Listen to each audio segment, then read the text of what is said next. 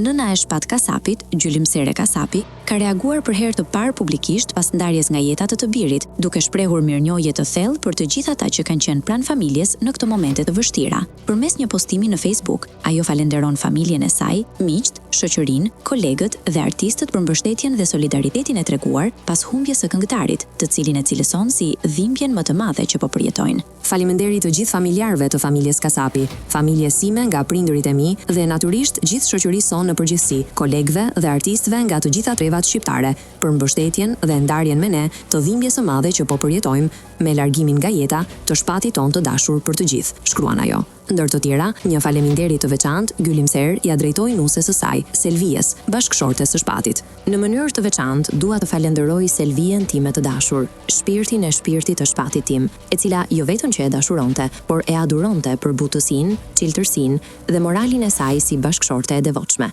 Ajo ishte maksimalisht e përkushtuar, jo vetëm si bashkëudhëtuese në jetën e tyre të përbashkët, por edhe si një nën e shkëlqyeshme për nipin tim të vogël, Roelin. Kjo u vërtetua edhe nga fakti se shpati ndroi jetë në krahët e Selvijes, ndërsa mbi ta u hodhe dhe Roeli, pa e kuptuar se çfarë po ndodhte, shkruan nëna e shpatit. Në mesazhin e saj, nëna e shpatit bën thirrje që të ndalen çdo lloj spekulimi apo keq interpretimi, duke paralajmëruar se çdo përpjekje e tillë do të dënohet si moralisht, ashtu edhe ligjërisht. Ajo u kërkon gjithashtu atyre që po përpiqen të shqetësojnë familjen, veçanërisht Selvijen, që t'u lënë hapësirë për ta përjetuar dhimbjen në qetësi.